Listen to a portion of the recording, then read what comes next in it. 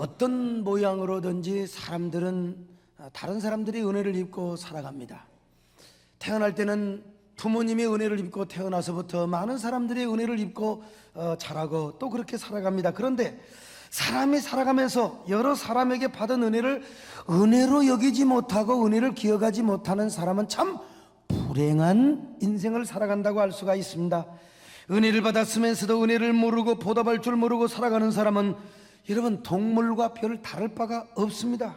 특별히 우리 그리스도인은 하나님의 은혜를 기억하며 살아가야 하는 것입니다. 우리가 하나님의 은혜를 은혜로 여기며 살아갈 때 신앙생활의 진정성이 거기서부터 시작되는 것 아니겠습니까?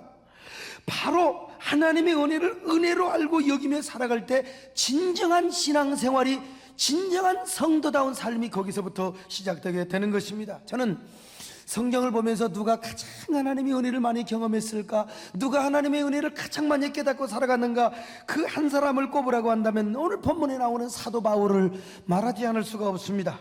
사도 바울은 기독교의 복음이 전파되고 초대교회가 설립되는 데 있어서 그 어느 누구보다도 위대하고 가장 영향력 있게 쓰임받은 하나님의 사도였습니다. 그런데 그처럼 위대한 사도가 되고 크게 쓰임받은 하나님의 종이 되는 이 이유는 뭐냐? 그만큼 그는 하나님의 은혜를 귀중하게 여겼습니다. 누구보다도 하나님 앞에 정말로 은혜를 뼈저리게 깨달은 사람이요, 그 은혜를 깊이 깊이 알고 깨달았던 사람입니다.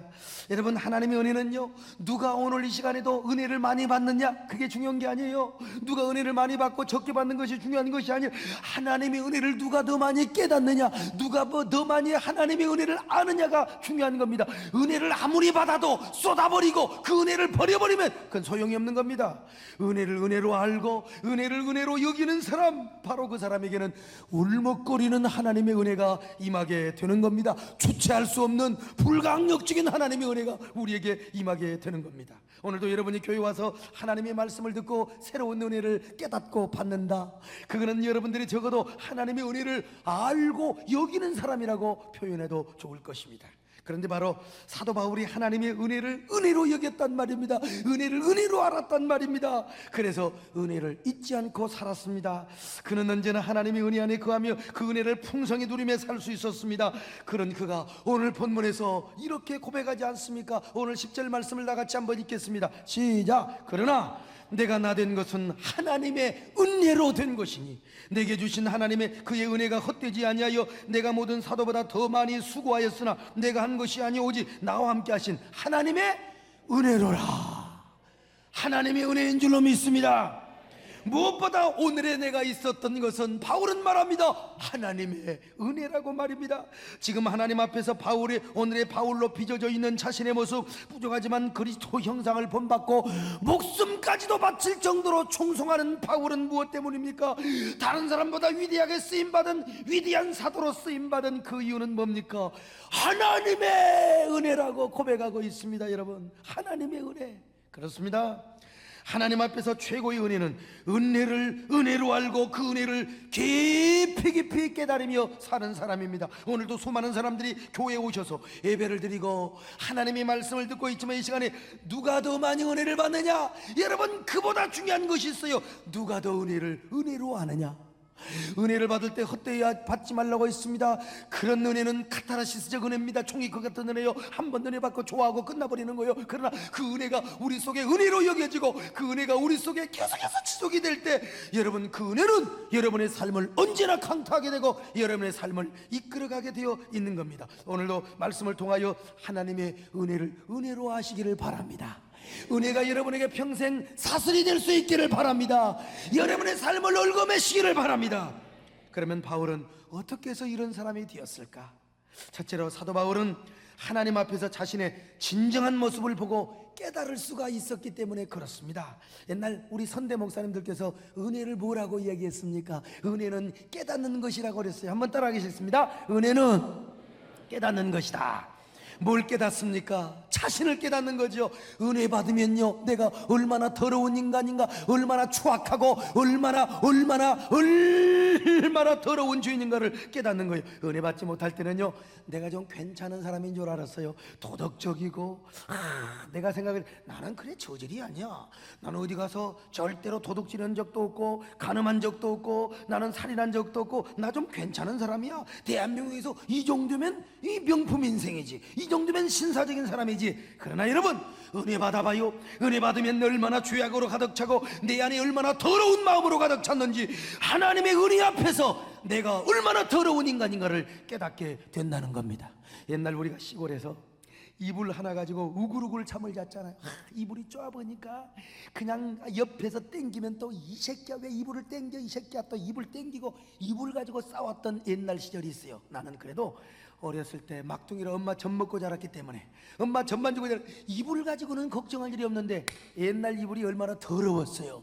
1년 내내 빨지도 않는 더러운 이불, 그거 아침에 개봐요. 먼지가 얼마나 한마디로 더럽게 납니다. 먼지가요.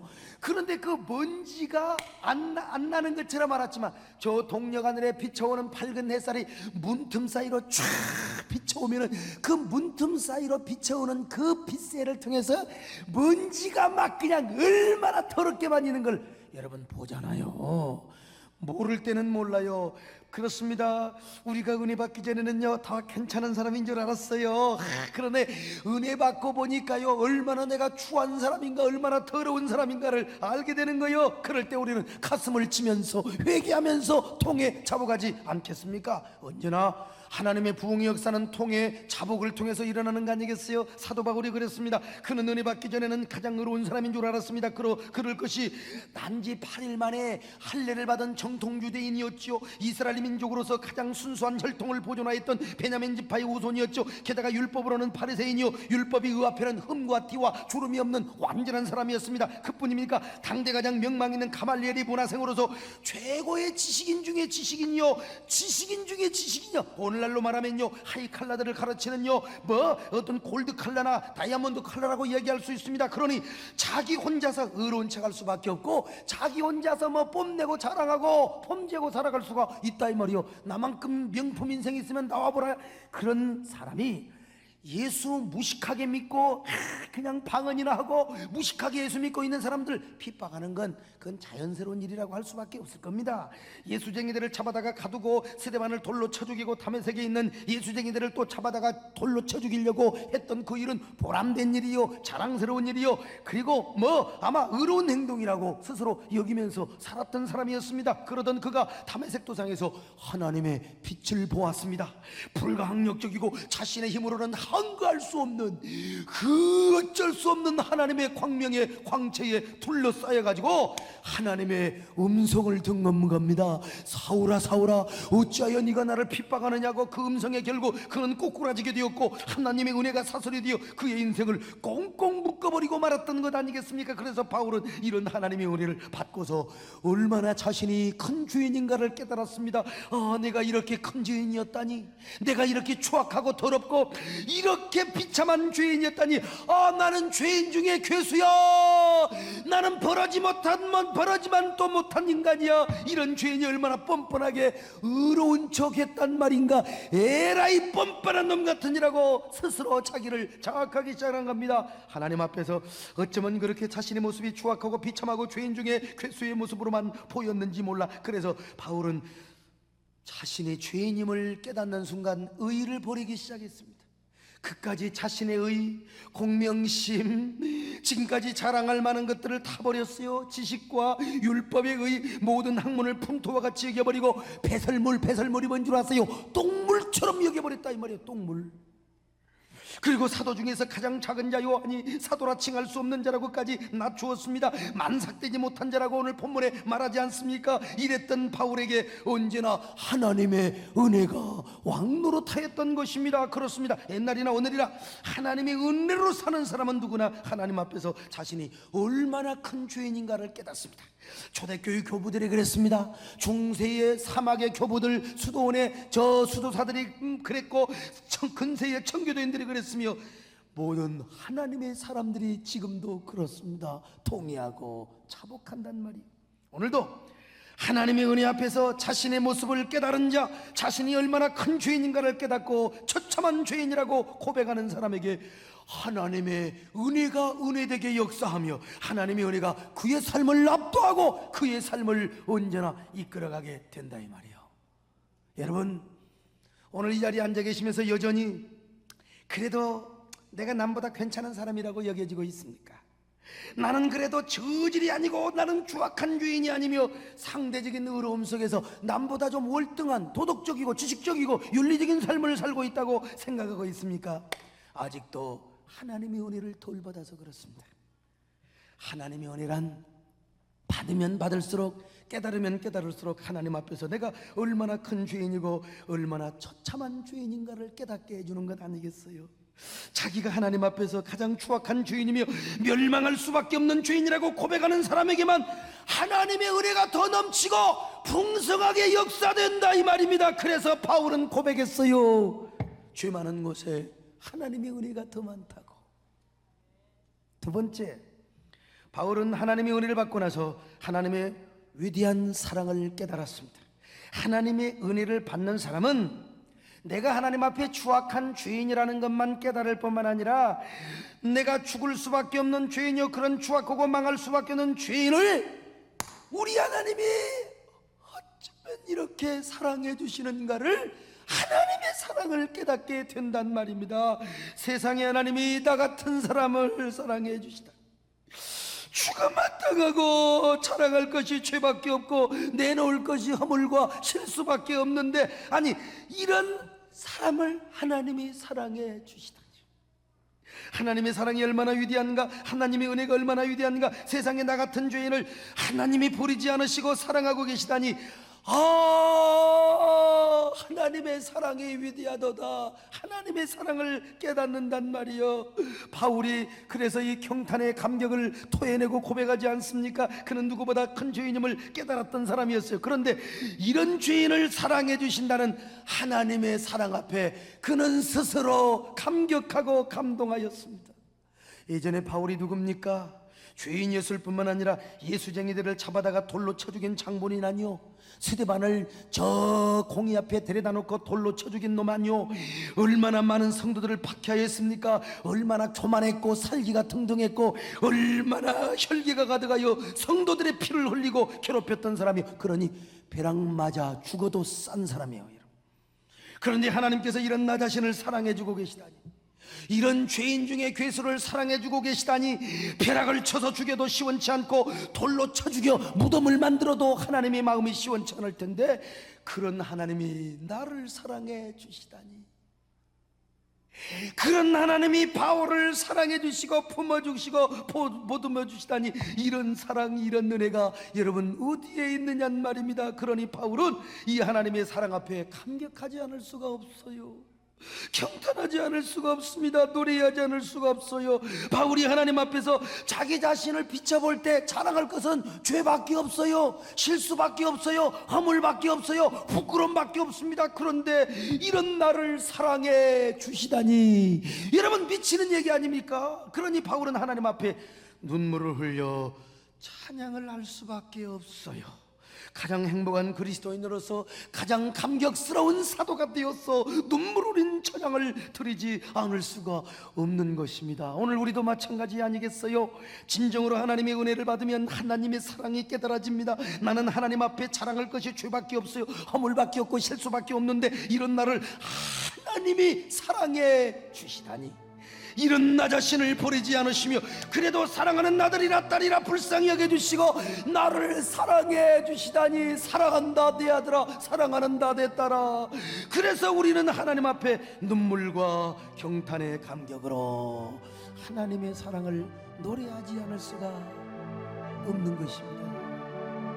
이런 우리를 사랑하시는 하나님의 사랑이 얼마나 하나님의 은혜를 받으면 이런 게 깨달아진다 이 말이야.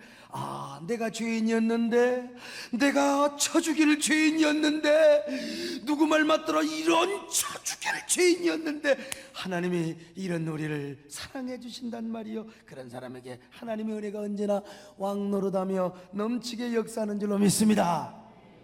우리 한국 그리스도인들에게 어떤 찬양이 가장 은혜스럽다냐? 어떤 찬양을 부를 때 울먹거리고 가장 가슴속에 울렁거리고, 그리고 어떤 찬양을 가장 많이 불렀느냐고 우리 한국 그리스도인들에게 설문조사를 하니까 단연 1위가 뭔 줄 아세요? Amazing Grace. 아, 발음 좋죠? 나 같은 죄인 살리신 이라고 하는 찬양이었습니다. 그런데 이 찬송을 지으신 분은 우리가 잘 아는 그 유명한 존 뉴턴 목사님이에요. 이분은 원래 노예 선장으로서 노예를 사다가 팔고 하는 사람이어서 당시 영국에서 이 일이 합법적이라고 하지만, 여러분, 사람을 살고 팔고 뭐 사람을, 그게 그렇게 좋은 일입니까? 좋은 직업이 아니죠. 근데 원래 아버지도 노예 선장이었는데 불행하게도 어렸을 적에 어머니를 잃고 할아버지 밑에서 자랐습니다. 성장 환경이 안 좋다 보니까 학교 생활에 적응을 못해요. 그래서 학교 못 다녔어요. 아버지가 배 안으로 데려다가 배 안에서, 선장이 옛날에 대단했거든요. 그 선장이니까 아버지가 배 안에서 공부시키려고 하는데 이거 또 적응을 못하니까 이놈이 공부를 못하는 거예요. 그러다가 이제 어느 정도 커서요, 해군으로 보내버렸습니다. 당시에 해군이, 육군보다 해군이 영국에서는 제일 셌거든요. 해군으로 군대를 보내놓으니까 이놈이 또 적응을 못하고 탈영해버렸네요. 이거 소망이 없는 놈이요. 여러분, 이런 소망이 없는 놈도 하나님이 붙잡으시면 하나님의 사람으로 쓰임받은 줄로 믿습니다. 그는 잡혀가서 결국 탈영하니까, 여러분, 잡혀가서 반노예 생활을 할 정도로 지독한 고생을 많이 했어요. 그러다가 마침내 아버지의 대를 이어 노예 선장을 하고 말았습니다. 그러던 그가 어느 날 큰 고난을 받으며 그냥 풍랑을 만나가지고 죽을 고비에서 예수 그리스도를 영접했습니다. 구원의 감격을 체험한 후에 얼마나 기쁨이 가득하든지 노예 선장을 때려치워버리고 교회에서 월급 받지 않는 사찰집사 노릇을 합니다. 교회 일이라면 굳은 일, 좋은 일, 뭐 마다하지 않고 힘든 일을 다 맡아서 교회를 봉사했습니다. 그러다가 하나님의 부르심을 받아 신학교를 가게 되었고 드디어 마침내 목사가 되었습니다. 그는 목사가 된 후에 항상 회심과 구원에 관한 설교를 하였다고 합니다. 죄사함을 받은 감격, 영생의 은총, 구원의 감격, 그리고 하나님의 사랑이 그의 설교의 전반적인 주제였어요. 평생을 그렇게 목회를 하고 설교를 하다가 천국 갈라를 기다리고 있던, 은퇴를 하고 천국 갈라를 기다리고 있었던 이 뉴턴 목사님에게 은혜 받은 성도들이 찾아와서 이렇게 물어봤어요. 목사님은 정말로 파란만장한 인생을 살아오셨는데 평생을 살아오시면서 기억할 만한 일들이 무엇이 있습니까? 과연 평생 죽도록 잊을 수 없는 일이 있다면 그것에 대해서 말씀을 해주시기 바랍니다 라고 물어보자 뉴턴 목사님은 환한 미소를 지으며 이렇게 대답을 했습니다. 이 사람들아, 이 늙은이가 뭘 기억하겠나? 기억하는 거 하나도 없는데 딱 하나 기억할 수 있다고 하는 것이 있다면, 첫째로 내가 하나님 앞에 얼마나 큰 죄인이라고 하는 사실인가, 죽어 마땅한 죄인이라고 하는 사실을 내가 깨달았고, 또 하나는 뭐냐, 이런 추악한 죄인을 하나님이 너무너무 사랑해 주셔서 나를 버리지 않고 하나님의 자녀로 삼아주시고 하나님의 종으로 삼아 주셨다는 사실만을 나는 기억할 뿐이라네. 할렐루야. 그렇습니다. 여러분, 우리 그리스도인들이 죽는 그날까지 다른 건 다 잊어먹어도 이것 하나만은 잊어먹을 수 없는 것이 있습니다. 그것은 내가 하나님 앞에 추악한 죄인이라고 하는 사실, 그리고 이런 죄인을 버리지 않으시고 우리를 너무나 사랑하셔서 나를 구원하시고 하나님의 자녀로 구원해 주셨다고 하는 사실.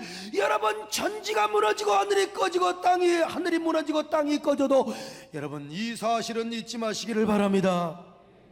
우리는 이 사실을 깨달을 때마다 하나님의 은혜에 더 감격할 수밖에 없고 하나님을 더 찬양할 수밖에 없는 거요.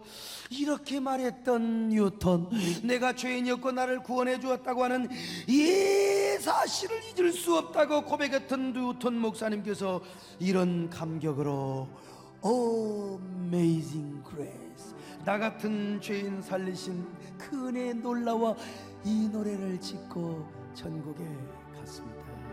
뉴턴 목사님뿐만 아니라 모든 성도는 하나님께로부터 받은 은혜가 많고 하나님의 은혜를 깊이 깨달으면 깨달을수록 얼마나 감격하고 얼마나 기뻐하는지 모릅니다.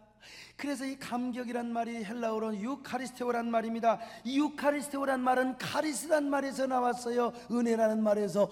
은혜 받으면 감격한다, 은혜 받으면 눈물이 넘치도록 기뻐한다, 은혜 받으면 언제나 감격의 눈물이 쏟아진다. 말씀을 들을 때도 마찬가지입니다. 기쁨이 샘솟아 솟아오르든지 감사와 감격의 눈물이 더디든지 언제나 은혜 받으면 우리 속에 기쁨과 감격이 차고 넘치게 되는 줄로 믿습니다. 이런 설교를 하고도 좋은 사람이 있는지 나는 모르겠네. 오늘 여러분에게도 이런 감격이 있는지요? 이런 감격의 기쁨이나 감사의 눈물이 있는지요? 그런 사람은 지금도 하나님의 은혜가 여러분의 영혼 위에 사박사박 내리고 있음을 믿으시기를 바랍니다. 그러나 혹시라도 졸고 있거나 시계를 쳐다보면서 아따 오늘 또 더럽게 설교 기네, 이런 사람은 은혜와 아무 상관이 없는 사람이요. 사랑하는 여러분이요, 하나님의 사랑에 감격하시기를 바랍니다. 은혜에 감격하시기를 바랍니다. 하나님의 사랑에 흥분하고 경탄할 수 있기를 바랍니다. 나 같은 것을 와이리 사랑하노. 여러분, 이런 사람은 바울처럼 고백할 수 있습니다. 오늘도 나의 나된 것은 오직 하나님의 은혜라고 말이죠. 세 번째, 이런 사도 바울은 하나님의 은혜 앞에서 위대한 자신의 사명을 깨달았습니다. 하나님의 사랑만 깨닫는 게 아니라 하나님의 사명도 깨달아야 된다, 이 말입니다. 바울은 다메섹 도상에서 꼬꾸라진 후부터 자신의 참모습을 발견했습니다. 하나님의 사랑을 깨달았습니다. 그리고 이제는 엄청나게 빚진 자가 되었어요. 은혜의 빚진 자, 사랑의 빚진 자, 이 빚진 자의 마음을 가지고 하나님, 내가 이 빚을 갚으려고, 빚을 갚으려고 하면 할수록 이상하게 더 빚진 자의 마음이 생기는 걸 어떻게 해요? 아무리 갚으려고 해도 그 빚이 자기를 억눌러옴을 느꼈습니다. 그래서 마침내 평생 갚아도 갚을 수 없구나, 평생 갚아도 절대로 갚을 수 없음을 깨달았어. 그래서 이제는 내가 목숨을 바칠 때까지, 목숨을 다하는 순간까지 하나님께 충성해야 되겠구나. 주의 은혜가 사슬이 되어 이제는 내가 목숨 내 충성을 다 바치겠습니다. 여러분, 사명의 빚진 자가 되고 사도라는 직분의 평생 빚진 자가 되어 충성하고 충성하는 마음으로 살았습니다. 그래서 이제부터는 자신의 삶이 없어졌습니다. 자신의 기뻐하던 것, 좋아하던 것 다 버려버리고 주님의 영광만을 위해서 살기로 작정을 냈던 것입니다. 살아도 주위에 살고 죽어도 주위에 죽고 오직 하나님의 종으로 삶을 살기로 했습니다. 살든지 죽든지 자기 몸에서 그리스도를 존귀케 하기로 마음에 결심을 하였습니다. 그런 불타는 정열을 가지고 헌신을 하며 열정을 바쳤습니다. 그래서 그는 마지막 순교의 제물이 되기까지, 순교의 제물이 되기까지 그는 순교하는 삶을 살다 순교의 제물로 그는 죽었던 것 아니겠어요? 오늘 우리도 마찬가지입니다. 우리가 은혜를 받으면 받게 될수록 우리도 빚진 자의 마음이 생겨 채무감이 생기면 내가 은혜 받고 하나님 앞에 갚아보려고 하죠. 여러분, 갚아집니까? 갚으려고 하면 더 채무감에 억눌리고 말지 않습니까? 그래서 우리는 평생 마음을 다하고 성품을 다하고 힘을 다하여 나는 주님의 은혜로 살리라, 축분에 충성하고 사명에 충성하고 어떻게 하면 하나님의 마음을 흡족하게 해드리고 내가 무엇을 바치고 어떻게 충성해야 하나님의 영광을 받으실까를 생각하며 여러분 죽도록 충성하지 않겠습니까? 이것이 오늘 우리 그리스도인의 삶입니다. 억누를 수 없고 복받쳐 억누를 수 없고 복받쳐 오르는 헌신의 열정에 우리의 가슴이 불길같이 타오릅니다. 그래서 마음을 바칩니다. 시간을 바칩니다. 정성을 바칩니다. 물질을 바칩니다. 우리의 목숨을 바치고자 합니다. 바로 이러한 삶이 진정으로 은혜 받은 사람이요, 그리고 또한 은혜를 은혜로 알고 여기는, 그리고 깨달은 깊은 그리스도인의 삶이라 이 말이요. 사랑하는 여러분요, 우리 모두 이러한 삶을 사시기를 축원합니다. 이러한 삶을 사십시다. 사랑하는 여러분, 오늘 왜 우리가 하나님께 진정한 충성을 못합니까? 왜 헌신 못해요? 왜 뺀질뺀질하며 적당한 거리 두고 신앙생활하려고 합니까? 왜 교회 안에 깊숙이 못 들어오고 왜 우리가 정말 헌신하는 삶을 살지 못합니까? 이유는 하나예요. 은혜를 은혜로 여기지 않고, 은혜를 은혜로 받지 않고, 은혜를 깊이 받지 못하니까 그렇습니다. 이런 사람은 고백할 수 없어요. 나의 다 된 것은 하나님의 은혜라고 고백할 수가 없습니다. 그러나 하나님의 은혜를 알고 깊이 누리는 사람만 이렇게 고백할 수 있습니다. 나의 나 된 것은 하나님의 은혜라. 여러분, 오늘 또 여러분이 오늘 이 자리에 앉아, 오늘 이 자리에 서 있, 이 모든 것 하나님의 은혜라고 여겨지면 아멘 하시길 바랍니다. 여러분, 이 고백을 평생 빼앗기지 마시기를 바랍니다. 하나님 은혜라, 한량없는 은혜, 바꿀 수 없는 은혜. 아이, 오늘 같은 날은 내가 특성해도 좋은데. 하나님의 은혜를 기억하고 살며 하나님의 은혜를 은혜로 여기며 살기를 우리 하나님이 원하고 있습니다. 여러분을 향하여 언제나 하나님의 은혜라고, 나의 나 된 것은 하나님의 은혜라, 이래 고백하는 여러분 되시기를 주의 이름으로 축원합니다.